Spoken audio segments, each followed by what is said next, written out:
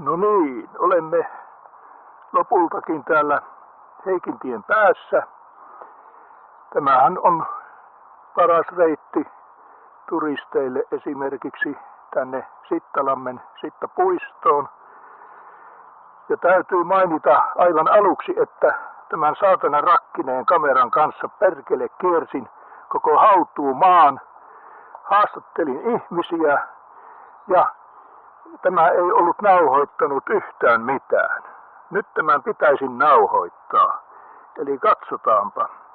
Tästä Heikintien päästä kääntyy oikealle pari kävelytietä. Näistä voi valita jomman kumman. Kumpikin kiertää lammen ympäri. Tämä Sittapuistohan on erittäin rauhallinen paikka. Ei täällä juoppoja juurikaan näy. Jokuinen koiran ulkoiluttaja silloin tällöin. Tämä kamera perkele kun pyörii tässä päässä. Ei tämä pysy suorassa. Hetkinen. Noin. Tai sitten tämä pää ei pysy suorassa. Ehkä on näinkin ajateltava. Jompi kumpi. Nyt joka tapauksessa käännymme vasempaan ja lähestymme itse lampea. Ja aika hiljaiselta se kuulostaa, eli pesintä on varmaankin jo ohi. Keväisinhän täällä on melkoinen mekaastus, kun eri vesilinnut siellä parittelevat ja rakentavat pesiänsä. Mutta nyt ei näy kuin tuolla vastarannalla muutama lokki. Kovin on hiljaista. Mutta kierrämme tästä ja katsomme miten pitkään tämän kameran saatanan rakkineen akku riittää. Nyt jos tämä ei nauhoita mitään, niin tämä päättyy tämä kamera kalojen ruuaksi Sittalampeen seuraavaksi. Mutta toivottavasti jotakin nyt saamme tallennettua tältäkin retkeltä. Tosiaankin tämä on kesäisin oikea rauhan tyyssi ja täällä on penkkejä, missä lepäillä, eikä pahemmin itikoita, jos ei aivan tuohon lammen kaislikkoon asti kävele. Tästä menemme ja tuolta jo avautuu itse puisto, joka on hyvin hoidettu, kuten kaikki Lieksan puistoalueet. Yksi käveleskelija siellä liikkuu, mutta hänkin menee poispäin, joten saamme rauhassa jatkaa tätä tarinointia.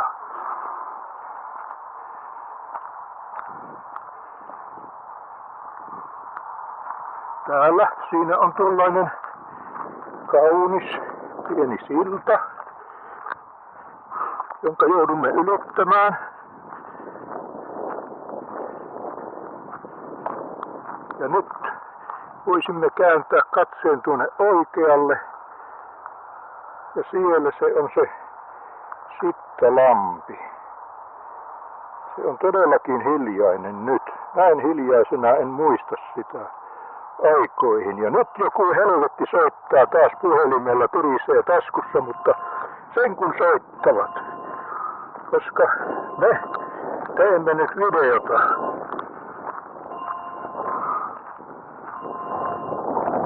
Tästä ylitämme tällaisen pienen muron. Ja käymme katsomassa lähemmin noita vesilintuja. Aiemmin täällä oli erilaisia istutuksia erilaisia kasveja, jotka oli merkitty myös, että mikä laji on kyseessä. Mutta nyt niitä ei kyllä näe.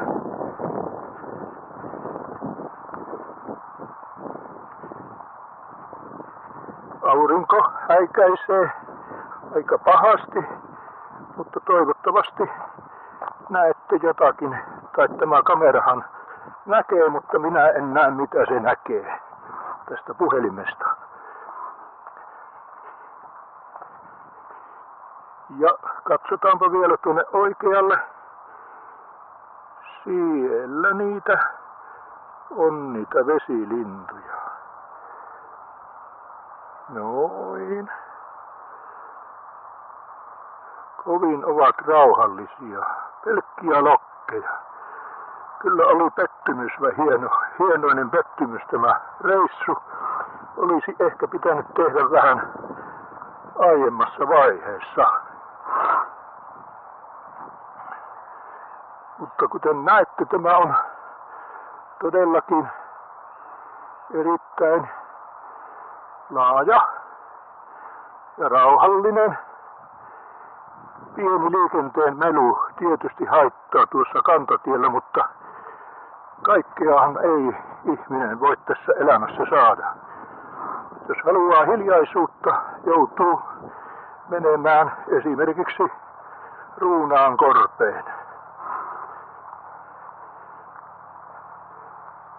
Tosiaan näitä kasveja ja kukkia nyt ei kyllä näy, tai ehkä ne eivät ole vielä, niitä ei ole vielä istutettu. Sekin mahdollisuus on olemassa. Tuolla on tuomet kukkivat kyllä.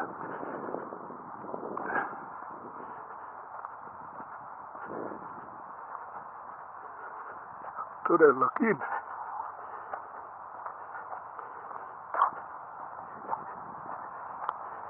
Nyt kyllä alkaa tämä kävely ottaa voimille, kun näitä testikuvauksia joutuu tekemään monta kilometriä päivässä. Siellä oli ne tuomet. Ja nyt tätä kautta pääsemme vähemmäksi ihmisasutuksia. Kylläpä on hyvä tuoksu. Kyllä.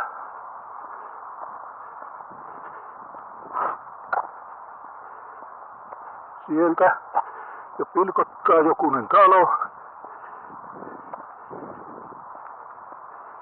En muista osoitetta. Mutta tätä kautta pääsemme pois. Voimme tietysti tehdä tässä pienen lenkin vielä tuonne aivan lammen rantaan.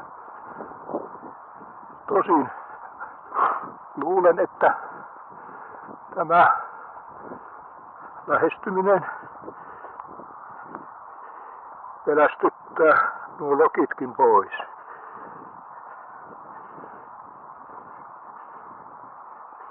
Tosin nehän ovat aika rohkeita lintuja. Ovat tottuneet etsimään ravintonsa ihmisten jälkeensä jättämistä roskista muun muassa. Sitä en tiedä kuinka kalaisa tuo lampi on, mutta en ole nähnyt täällä onkijoita enkä katiskoja. Tästä palaamme, koska epäilen, että tästä kamerasta loppuu pian akku. Ja sitten taas on puhuttu ja kävelty ihan turhaan.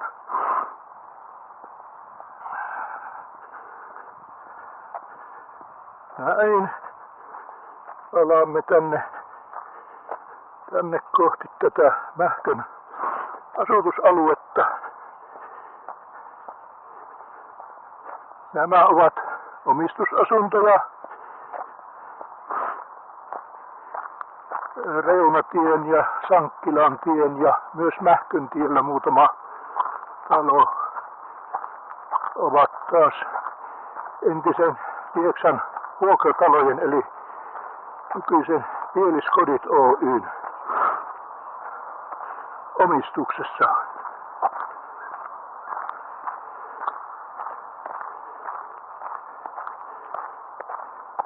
Tämä rapina kuuluu sinne varmaan, joten siirrynpä tänne nurmelle, niin poistuvat nuo häiritsevät äänet.